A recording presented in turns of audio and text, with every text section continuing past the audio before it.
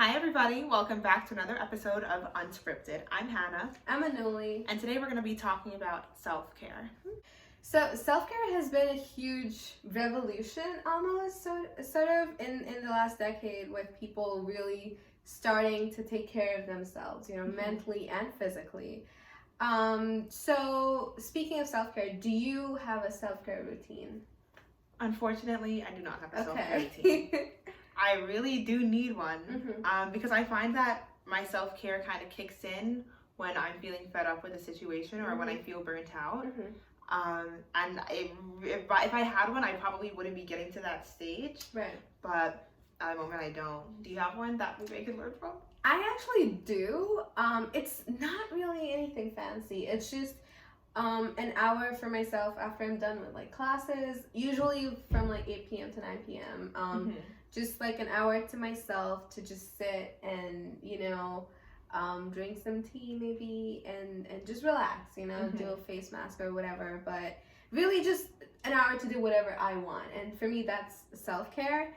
I personally don't feel like there's one way to do self-care, Like it could be your variation. Some people self-care by playing video games, and that's perfectly fine.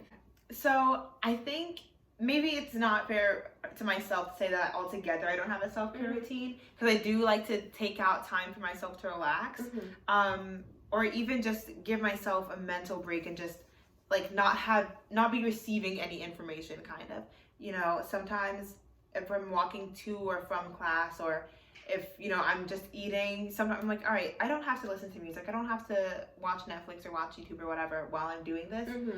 While nobody's talking to me in this moment, let me just enjoy not receiving any sort of communication. Let me just enjoy my own thoughts. Personally, I don't know if I trust myself at this point to take an hour after class, because that easily turns into 5 hours. Oh, yeah. So what I need to start working on is really making self-care a part of my schedule. And making it more routine, so it's like I can look forward to it and also enjoy, or maybe not even necessarily always enjoy, but just get my work done in the moment, because I know I have that precious time to myself planned out later. Because right now it's like it's easy to go from self-care into self-indulgence, which is something you like really made me aware of. So how do you think what do you think about the line between self-care and self-indulgence? It's a very fine line, I know for sure. There's a lot of benefits to the way we think about self-care today in society, Self-care is not just like, taking care of yourself physically with all your face masks and all of this cool commercialization that's happened. It is also to do with how you treat yourself mentally, So I love that with self-care, people have started identifying their own boundaries. And what keeps them safe and in a good mental space. And people have started to distance themselves from things that don't serve them, And I think that's phenomenal, because as human beings, we tend to get attached. And what we get attached to doesn't necessarily always serve us in the best way possible. So with self-care, being able to sort of have a sense of judgment of what serves you and what doesn't is really important. And I feel like that's come across so well. I find myself asking questions all the time. Like, I'm like, is this really like what I need right now? Maybe not. And then I space away from it.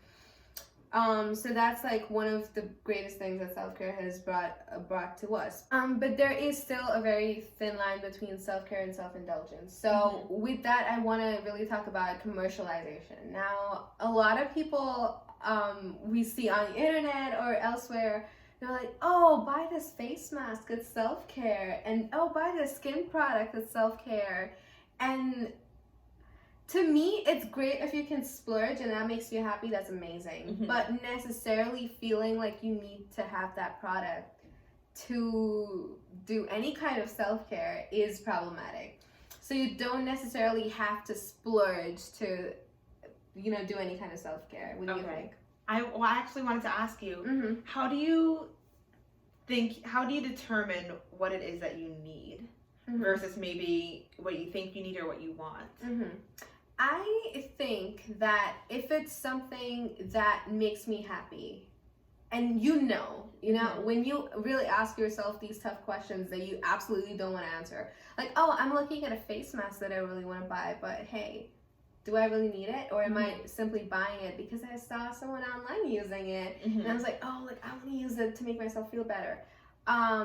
So really asking yourself those difficult questions and being honest with yourself. Like, okay, it's okay to indulge once in a while, but when it becomes a toxic habit where you're running out of money every month, but you still want to up your self-care routine by buying all these products that you definitely cannot afford, that becomes a situation that you have to put some sort of control to. You know what I mean? Yeah. Do you agree with that, or do you have a different opinion?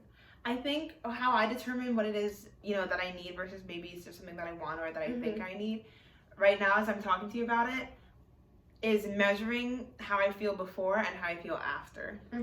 So sometimes I'm like, oh, what I really need right now is to just relax, watch a couple episodes of whatever, and eat ice cream. Yeah.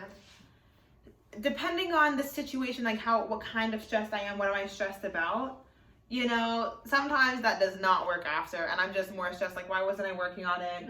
I don't feel like I got, really what I needed out of the situation. Sometimes at the end of a semester during winter break, that is what you need, so you do it and you're fine. But in the moment, that's not always what you need. I think it's determined on the situation that you're in and how, like, your measured feeling is after. So if I'm stressed about school, I don't need to start watching a drama series. Maybe what I need is to, like, do something else, talk to my family, have dinner with friends that are going to make me laugh, just spend time with myself doing things that I enjoy. Yeah. I think it depends on the situation as well. But with the commercialization of it, I do think that's something that's going on now, and it does have its pros and its cons. Yeah, for sure. Pros, is that along with self-care comes along talk with mental health that needs to be discussed a lot more. Yes. And so by just kind of getting that out there and just making it less taboo to talk about is so important. Absolutely. And the same way that you can start talking about things for the good, people can kind of twist it around and talk about it for the bad. So, yeah, there's that. Oh, nice segue. I like it. I totally love that you brought up mental health with it, because just talking about stuff like this creates a space for it to exist, a healthy space for it to exist. So the more we talk about it, the more we're making it more regularized, and not something that's like out of the blue. So that's great that you brought it up.